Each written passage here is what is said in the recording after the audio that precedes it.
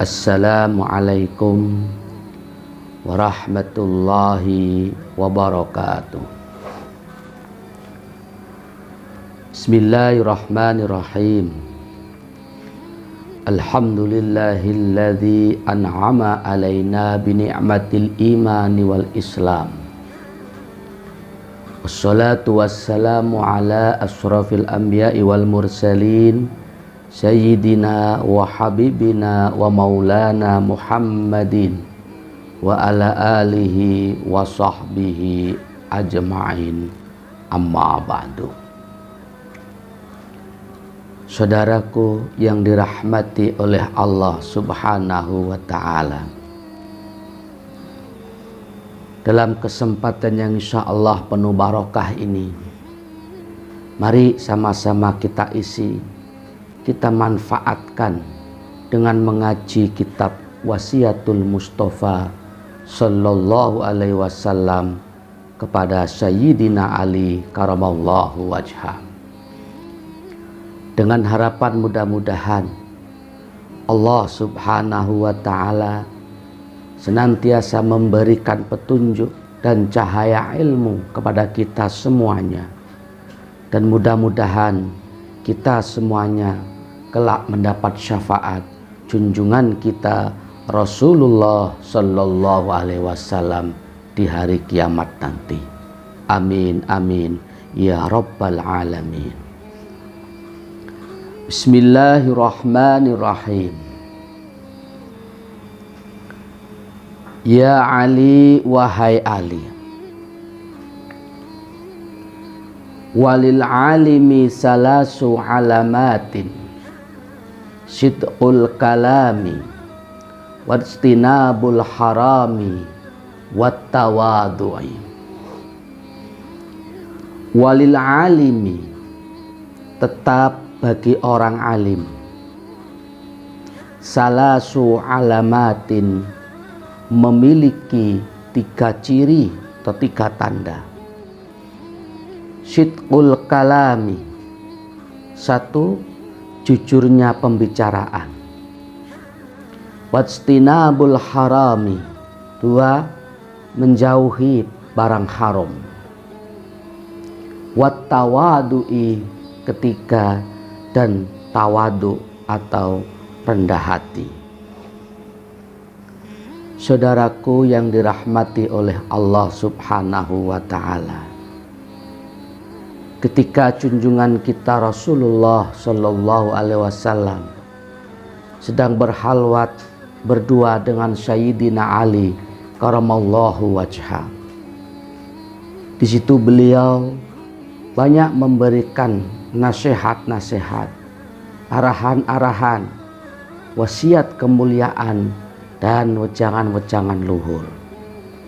Salah satu di antaranya ialah junjungan kita Rasulullah sallallahu alaihi wasallam memberikan sebuah penjelasan kepada Sayyidina Ali karamallahu wajhah akan ciri-ciri orang yang alim.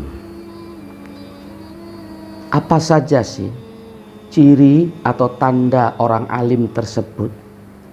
Di situ disebutkan ciri orang alim yang pertama adalah sidqul kalami, jujurnya sebuah pembicaraan. Sebagaimana yang telah sama-sama kita ketahui, bahwasannya salah satu nikmat anugerah Allah yang diberikan kepada kita dalam fisik kita masing-masing, salah satu di antaranya adalah mulut, bibir, dan lidah kita, di mana melalui mulut kita, bibir kita, lidah kita inilah yang pertama kita bisa makan, kita bisa minum, dan yang kedua kita bisa merangkai kata, kita bisa berbicara, kita bisa berkomunikasi. Nah, dalam hal berbicara ini, berkomunikasi dengan siapapun, itu ada 2 hal juga. Bisa perkataan bohong, bisa ucapan dusta, dan juga bisa pula sebuah ungkapan kejujuran. Nah, ketika orang ini oleh Allah Subhanahu wa Ta'ala dianugerahi sebuah kejujuran dalam hatinya sebagai stempel ciri orang alim, maka ketika beliau berbicara dalam hal apapun, maka orang alim ini sangat-sangat takut dengan yang namanya dusta, sangat-sangat takut menjauhi dengan yang namanya kebohongan. Artinya apa? Setiap ia berbicara selalu jujur, selalu mengatakan sesuatu yang realita, sesuai fakta. Jika A ya A, jika B ya B, dan tidak pernah mengatakan sesuatu kebohongan atau istilah sekarang disebut dengan hoax atau hoak. Ya mungkin kalau kita kiaskan sekarang itu mengungkapkan sebuah kejujuran atau rangkaian kata tidak hanya melalui mulut atau lidah, tapi bisa juga dengan ketikan jemari, status, komentar, dan lain-lain sebagainya.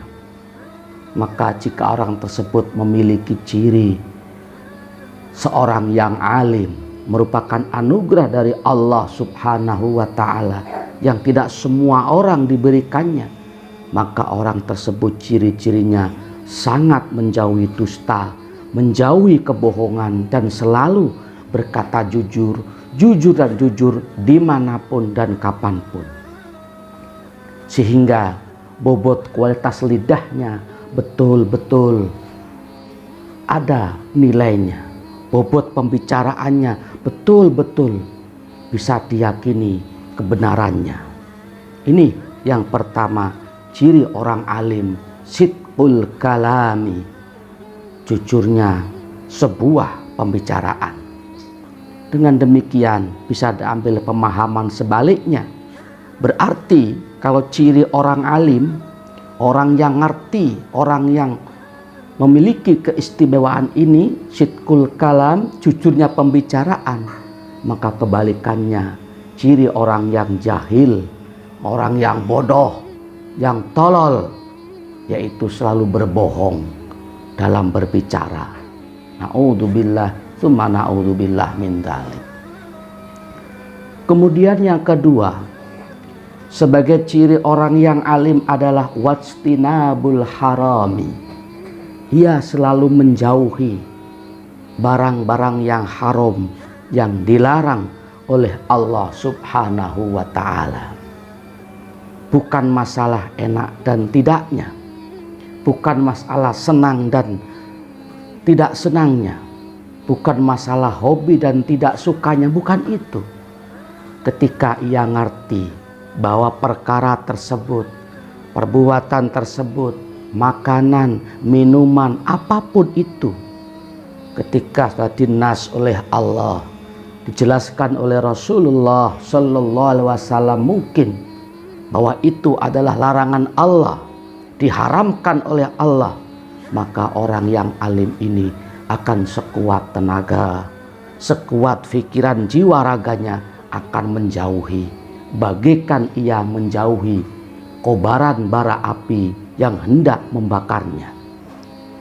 Jadi benar-benar takut akan larangan Allah itu.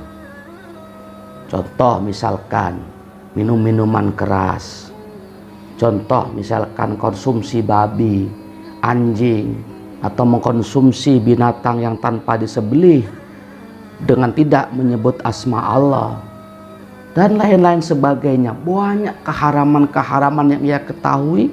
Setelah ia tahu itu betul-betul larangan Allah, dan dampaknya pasti akan berdampak negatif, baik di kehidupan jangka pendek dunia fana ini, terutama di kehidupan jangka panjang di akhirat nanti, dipertanggungjawabkan keharibaan Allah Subhanahu wa Ta'ala. Maka orang yang alim ini akan berusaha semaksimal mungkin untuk menjauhi perkara yang diharamkan oleh Allah Subhanahu wa Ta'ala, sebagaimana yang hafal kita disebutkan, seperti halnya ia lari menjauhi daripada kobaran api yang hendak membakarnya. Itu yang kedua. Kemudian yang ketiga, ciri orang yang alim adalah wattawadu'u, rendah hati. Kenapa orang yang alim itu selalu rendah hati? Tidak takabur, menyombongkan diri. Tidak. Kenapa? Dia tahu siapa kita sebenarnya. Apa diri kita ini? Dari mana kita sebenarnya? Untuk apa kita ada? Dan kemana kita nanti akan pergi setelah kematian? Dia tahu betul.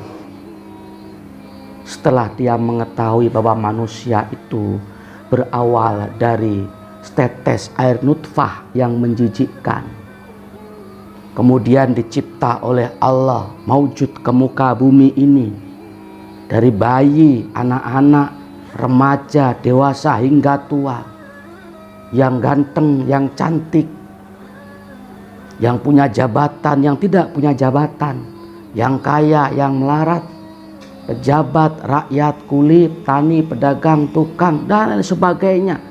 Siapapun itu ketika hidup dalam perutnya, dia membawa najis dan dia membawa kotoran. Sesuatu hal yang najis dan sesuatu hal yang sangat menjijikkan. Dan ketika ia sudah innalillahi wa inna ilaihi rajiun, jika tidak ada anugerah Allah, jika tidak beramal saleh, tidak bertakwa kepada Allah, rata-rata kebanyakan manusia pada umumnya, dia akan wafat, mati, dan bangkainya menjadi busuk. Lebih busuk baunya daripada bangkai binatang di dalam tanah, menjadi santapan belatung, santapan cacing tanah. Seorang yang alim akan mengingat itu semuanya. Asal kita, keberadaan kita nanti kalau kembali ke haribaan Allah. Dengan demikian orang yang alim akan jauh daripada kesombongan dan selalu menanamkan ketawaduan alias rendah hati. Sebab orang alim ini tahu bahwa sifat sombong, takabur itu hanyalah mutlak sifatnya Allah Subhanahu wa ta'ala. Sebagai selendang kebesaran Allah Ta'ala, sifat sombong. Wajar, pantas kalau Allah sombong, karena beliau Jalla Jalaluh yang memiliki segala-galanya. Kok diserobot oleh manusia selendang kebesarannya? Tunggu, orang yang takabur ini cepat atau lambat akan dihancurkan, akan dihinakan oleh Allah Subhanahu wa ta'ala, baik di dunia yang fana ini, terlebih-lebih nanti di akhirat nanti. Na'udzubillah tsumma na'udzubillah min dzalik. Mudah-mudahan kita semuanya termasuk golongan orang-orang yang alim dengan memiliki 3 ciri-ciri. Apa? Yang pertama, orang alim itu sidqul kalami, jujur pembicaraannya. Yang kedua, wastinabul harami, menjauhi barang haram.